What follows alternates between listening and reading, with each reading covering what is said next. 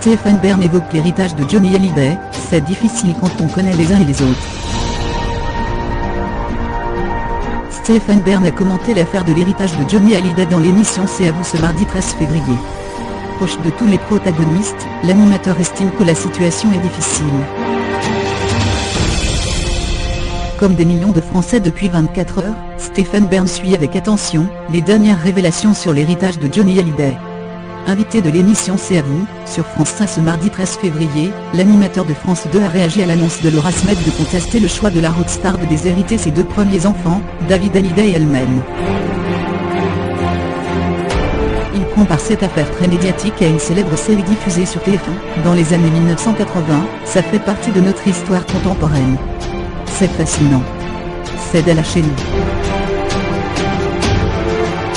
Stephen Byrne connaît tous les protagonistes de ce dossier pour les avoir fréquentés dans la sphère privée. Le monsieur le patrimoine d'Emmanuel Macron assure, c'est difficile quand on connaît les uns et les autres et qu'on les aime. Stephen Byrne a été touché par les mots de Laura Smet rédigés dans une lettre posthume transmise à l'AFP ce lundi 12 février, ce qui m'a touché c'est quand Laura Smet dit qu'on l'a empêché de voir son père. C'est peut-être ça le vrai déchirement. Dans une famille, quand il y a des querelles de succession, ce n'est pas l'argent, c'est l'amour qui a manqué ou qui a été mal distribué.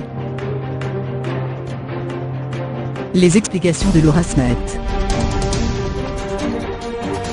Laura Smet a expliqué via un communiqué de ses avocats, les raisons qui l'ont poussée à se lancer dans une bataille juridique à propos de l'héritage de son père. Laura Smet a découvert avec stupéfaction et douleur, le testament de son père Johnny Hallyday au terme duquel l'ensemble de son patrimoine, et l'ensemble de ses droits d'artiste, seraient exclusivement transmis à sa seule épouse Laetitia par l'effet de la loi californienne.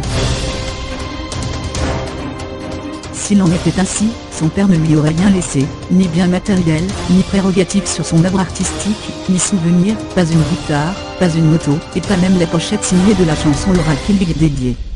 Ce testament prévoit aussi qu'en cas de prédécès de son épouse, l'ensemble des biens et des droits de Jean-Philippe Smet, seraient exclusivement transmis à ses deux filles Jade et Joie par part égale.